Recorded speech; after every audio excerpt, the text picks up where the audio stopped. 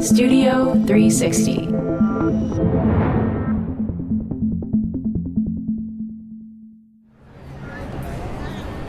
Here we are in the middle of downtown Brooklyn as an evening show is about to begin at the Barclays Center, the great concert and basketball venue. But right outside in front is this enormous public sculpture.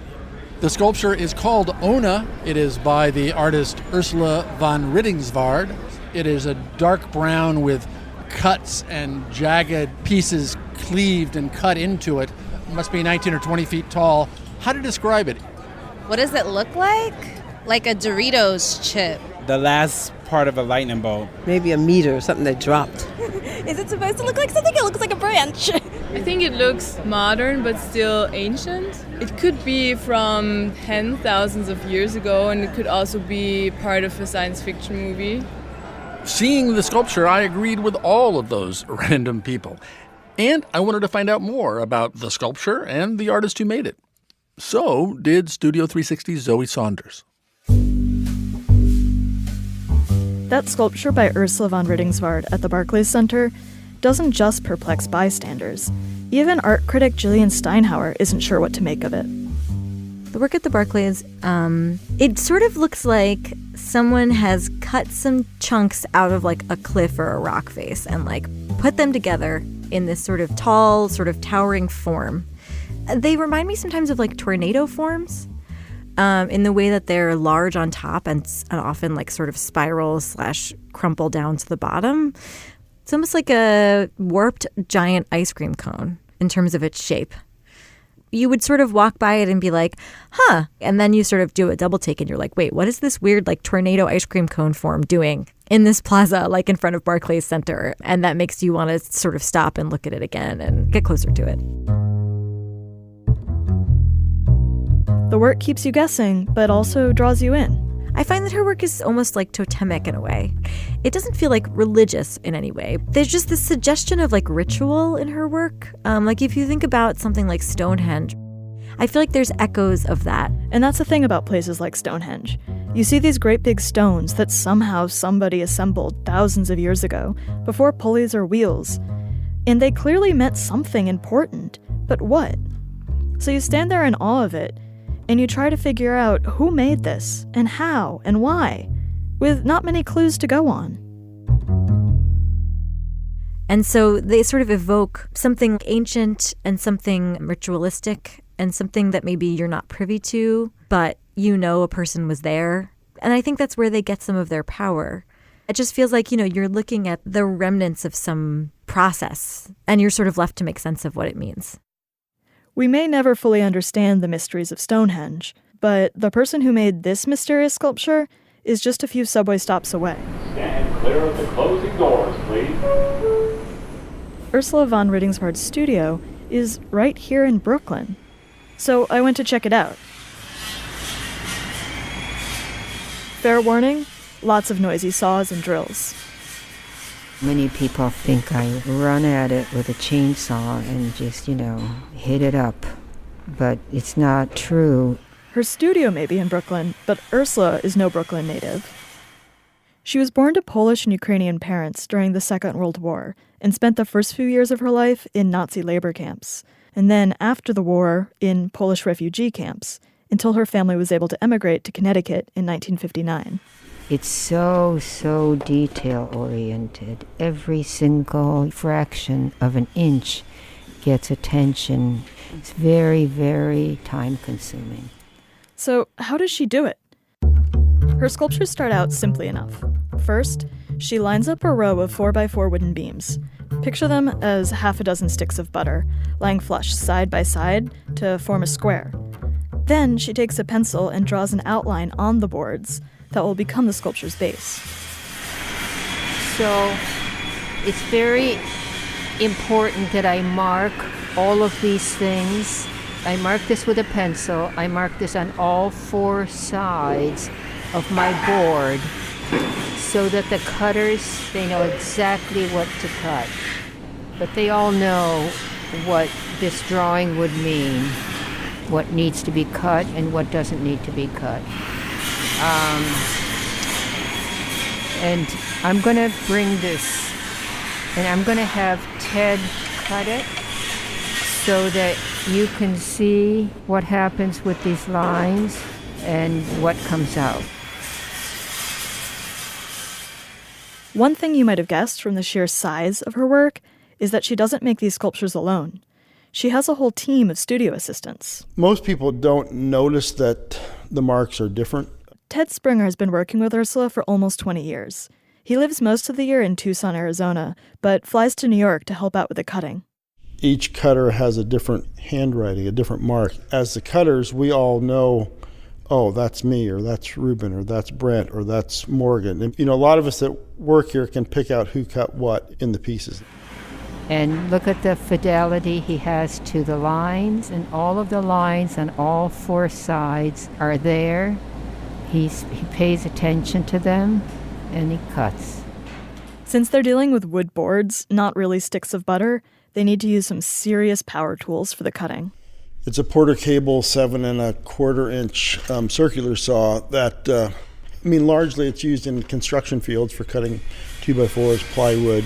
That tool is only meant to be used with straight lines. And that's all we have is straight lines. Every time he cuts into it, it's a straight line. Once Ted cuts the beam according to Ursula's line drawing, he tosses it back to Ursula, who then puts it back where it belongs, in our original grid of the sticks of butter. Each one of them is being cut individually before it's incorporated into the whole. The cutting for Ursula, each one seems like a little mini sculpture almost. And there's thousands and thousands of these boards and these pieces in each sculpture. And the process of making each one of those is making a whole bunch of individual 3D objects, and that then get all put into one massive object. She'll draw on it, comes to me, I cut it, it goes back to her, and then she traces off of that onto her next board and then starts new lines in a different direction. We're being a little more polite now, but usually we throw the boards to the cutter and they throw it back and we screw it. Morgan Daly is another of Ursula's studio assistants. And so it's sort of this dance that happens back and forth all day. Morgan is an artist herself who first fell in love with Ursula's work when she wrote a paper about it back in art school. When she graduated 6 years ago, she knew she wanted to get a job here. So it's layer by layer. We build up and screw it until the form's totally complete. She's screwing it's an actually 4.5 high screw that she's screwing into the cedar log, or it's not a log, cedar 4x4. And that's what we do first when we build it first, because this way we can take it apart anytime we want, and so on. I can change my mind, and it ends up being glued. So the screws is an intermediary step? That's right. They take the wooden beam that Ted just cut and put it back where it belongs in the larger grid, and then screw it into place. Then they stack a new layer of 4x4s on top of that, where Ursula draws another outline. And then they continue the process, layer upon layer, until it's 10 or 15 or sometimes 20 feet high. A single sculpture can have dozens of these layers. And every layer has to connect to the one on top of and beneath it. So if that second board in the row is sticking out at a 60-degree angle, then the one on top of it in the next layer will have to be cut to match. The final piece might look like a craggy cliff face or tree trunk, but the way the lumber is arranged in a neat stack means that there's still this grid structure at its core. There's a kind of flirtation that happens with the grid and the organic folds that actually fold into this grid. So this creates not only the flirtation, but it also creates a tension, because we have two things going on, something that's very, very organic, and then the other thing is very strictly linear and grid-like. It's like painting a landscape on a piece of graph paper. The grid is mostly obscured by the trees and the mountains and the blue sky, but if you decided to just leave the puffy clouds unpainted, you'd see the graph paper clearly. In Ursula's sculptures, it's the flat surfaces that really do look like graph paper, while on the craggier surfaces, you barely notice the individual boards. Again, art critic Jillian Steinhauer. So you get these very clean lines, straight lines of divisions between the blocks of cedar versus the sort of jagged places where the wood has been carved away. So now we know how Ursula makes her sculptures, but what are we supposed to make of them? And here's where the artist would prefer to be like Stonehenge, silent and mysterious. Knowing her biography, you can see that there are things that are evocative.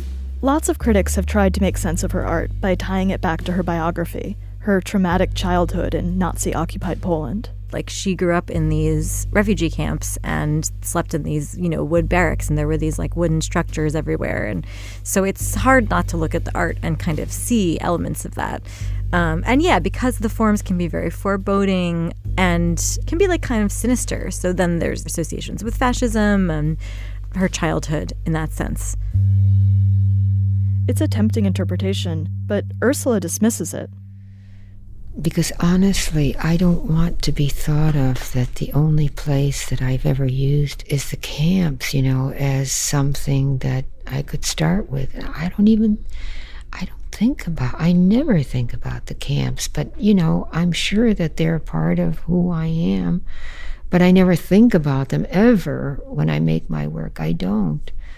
We want it to be about trauma and her early life, but she says no. She doesn't like to tie her work too much back to her biography or her childhood, which makes sense because that's how women get pigeonholed. She just seems very resistant to explaining her work very much anyway. She just seems to want to leave space open for the viewer to have their own experience and interpretation. And again, that element of mystery, right? It's they're both very relatable and also very mysterious.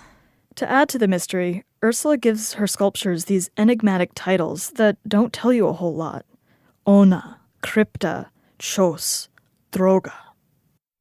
Because that way I can hide more, I can hide whatever might be the meaning of the work. And people look to titles for meaning.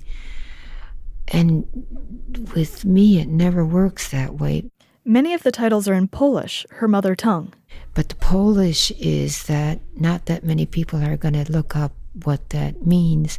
This means it leaves them free to then just see it, because I don't want a number, 23, I don't want to name something untitled, or I don't want to give them a number.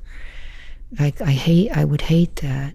I love that there's so many associations, and it's evocative enough to give you the associations. With this, it calls up so much, but you can never pin it down.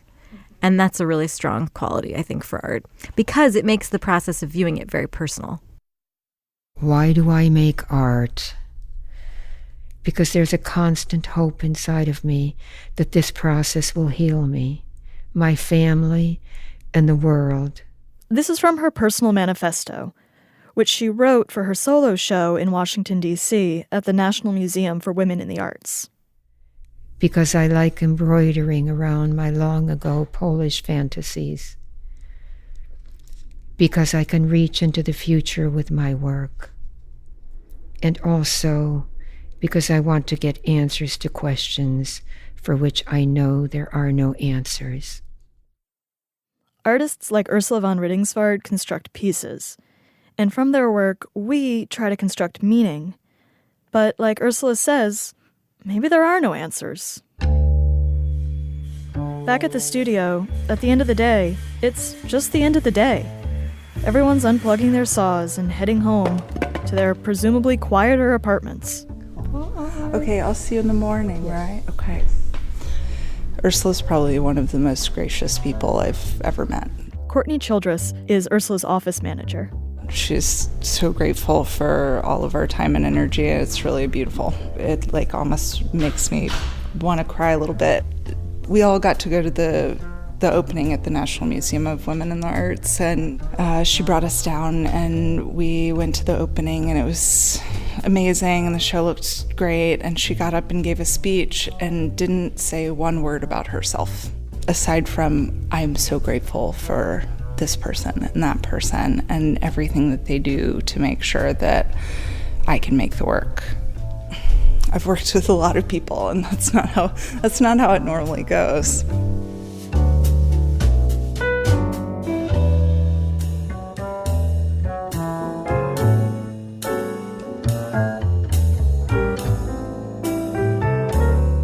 That story was produced by Studio 360's Zoe Saunders.